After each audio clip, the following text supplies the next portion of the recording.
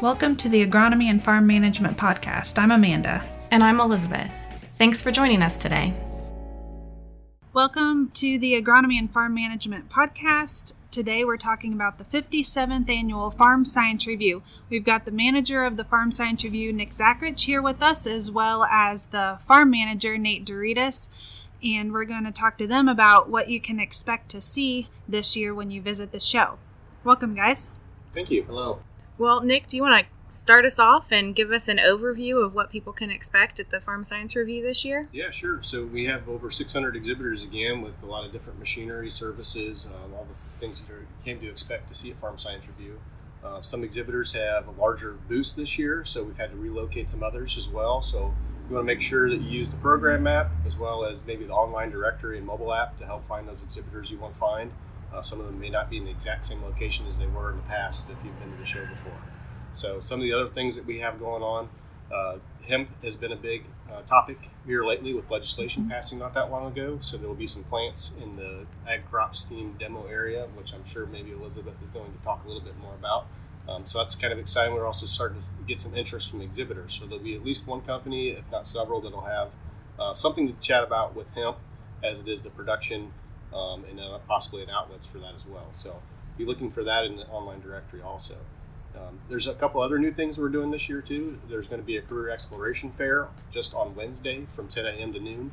And we are really gearing that towards high school students, but everybody is welcome to attend. So there's going to be people, companies there on site that are going to be able to hire the day of. They're looking for people right now to work for them. But there's also companies that are just going to be sharing what high school students or college students need to do in order to get a career with them in the future. So working towards those goals and jobs that they anticipate having in the future. We also have a speaker, Jolene Brown, who is an expert on succession planning. So her expertise is hopefully going to be able to help us talk a little bit about stress on the farm. This year we've had a lot of challenges we know in the agricultural industry, and one of those ways to help relieve that stress is to talk about some of the issues that we all face in agriculture. One of those being our aging demographic to a certain extent, and also how to keep the next generation on the farm if that's at all possible. So she has some tips and some ideas that she would like to share with people, especially if you're considering succession planning and keeping your next generation on the farm. Yeah, that's great. And you mentioned the mobile app. Just to remind people where they can get that. Yep. So there's there's both versions for the Apple Store and Android Store, so you can find those there. It'll be, if you have the app from last year, it'll update. All you have to do is do an update on that app on your phone, and it should come right up on there. So also the online directory you can find on the front page of our website. Look for the online directory and floor plan. You can search interactively on the map, but also do keyword searches for some of the companies and things that's in there. Yeah, that's great. And that website's fsr.osu.edu for those of you who haven't been there before. And you guys have really done a lot to improve the exhibit area, expand exhibitors, as you've mentioned. So pretty exciting around here from year to year. We're looking forward to it. Yep. Thanks, Amanda. We look forward to it as well. You know, it gets challenging when there's a lot of consolidations in companies, both, in machinery, seeds, any type of service. There's some consolidation happening. So then what happens from there? So we lose a few exhibitors that way just by being bought by other companies. But then when the parent company and the new owners want to expand space, that's always encouraging that they want to continue to be a presence at Farm Science Review and support what we're doing. That's great. So Nate, you've helped plan a lot of the field demos that are going to be going on out there, and I always think that's one of my favorite parts of the show. So do you want to share some details about what's going on out there? Yeah, I'd be happy to, Elizabeth. As you heard Nick say, there's a lot you can see in the exhibit area this year and a lot of things to do, but we'd like you to save a small amount of your time and plan on coming out to the field demonstrations, which is going to start with the shuttle tractors we have at the west end of the exhibit area.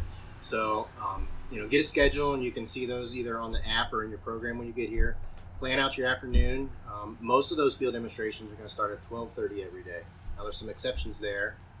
We've got things going on at the Gwynn Conservation Area, which you'll also use the shuttle tractors to get to. So make sure you plan to make one of your stops the conservation area. And then the Ag Innovation Demo, which formerly was known as the drone demos. They do a lot of unique things there, including drones, and they'll probably have a mid-morning schedule, and they'll do things pretty regularly throughout the day.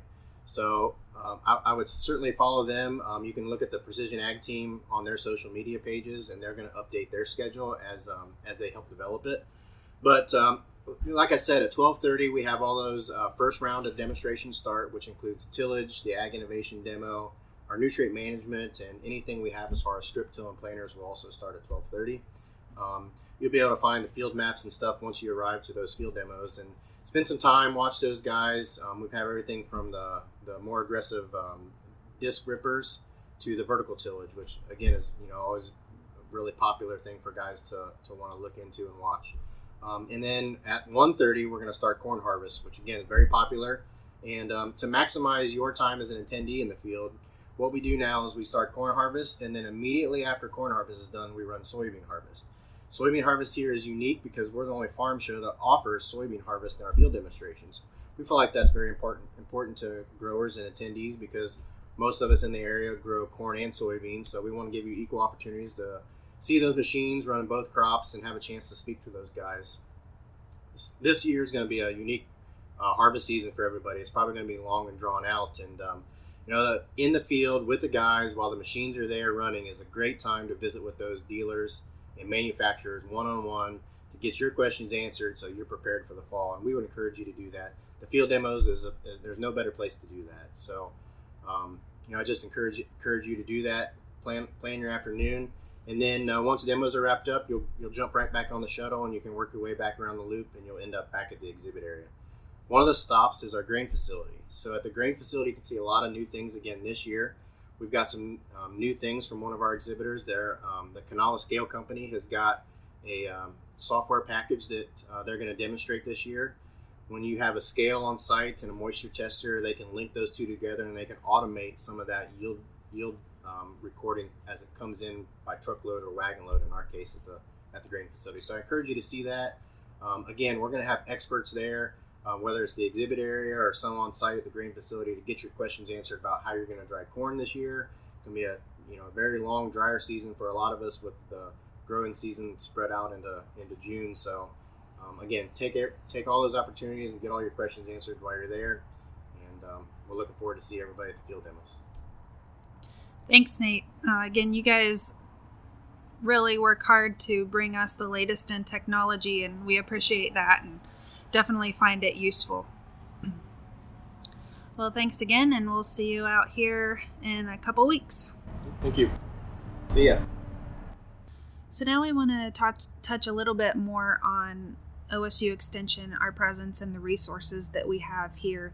And we do want to apologize if you hear some background noise, trucks and things like that. We are recording on site here at Farm Science Review outside in a tent, so it gets a little noisy at times, so just bear with us. But Elizabeth, why don't you update us on the Ag Crisis resources that'll be available? Yeah, you guys all know 2019 has given us some extra challenges that we don't typically have to deal with in Ohio.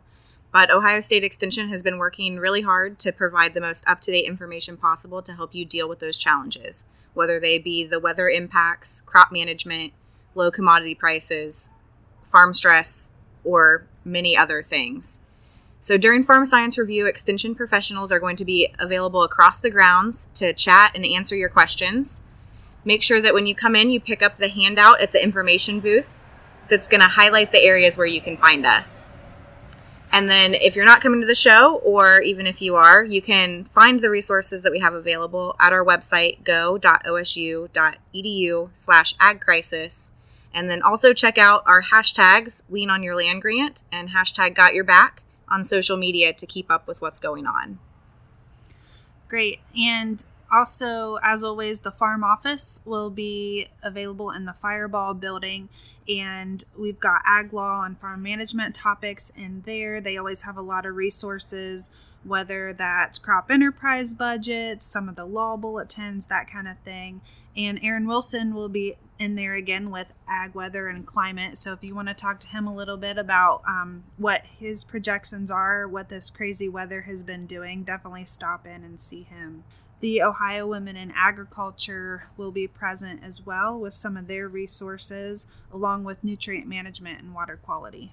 And along with that, there are the Ask the Expert presentations that happen each day from 10 to 3 across the road there, across Friday Avenue. Lots of topics on farm management and animal health resources available there. Lots of different speakers from across the state. So definitely look at that schedule in the program when you get it. And one of the first places I hope you stop is in the Ag Crops team area. It's located on the east end of the showgrounds, right as you walk in from the parking lot, the general parking area. So the Ohio State University Extension Agronomic Crops team has demonstration plots and presentations each day of the review. The field demonstrations that we've got set up include hail-damaged corn, the manure drag hose equipment, a weedy, hopefully you don't have too many weedy fields, a weed screen, and much more. There's a lot going on out there. Nick mentioned earlier that there's hemp planted on the grounds, and that's where you're going to go to see that. There are the industrial hemp plants. They were transplanted in August, and so it's been interesting to see them grow out there. My favorite demo at the Ag Crops area, however, is the virtual reality experience that we put together with our high-tech planter. So if you've ever wondered what the view on your planter looks like from the row cleaner's point of view, this is your chance to check it out. We rode along on different parts of the planter as we were planting an eFields trial. So I think it's a can't-miss stop at the show this year. And as always, Extension educators will be available at the Ag Crops area to answer questions and talk about those same challenges that we mentioned earlier in 2019. There are also scheduled presentations, so check out the program and see if you're interested in stopping by for any of those.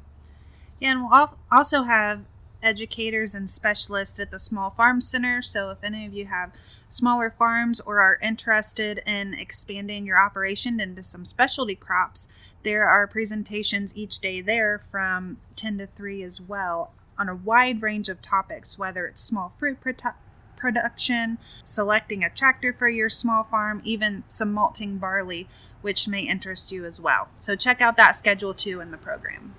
So one topic that should always be at the forefront of our mind in agriculture is safety. So our ag safety and health folks are available here at the show to talk to you about things like hearing loss prevention, farm stress, we know has been a hot topic, and even sun safety.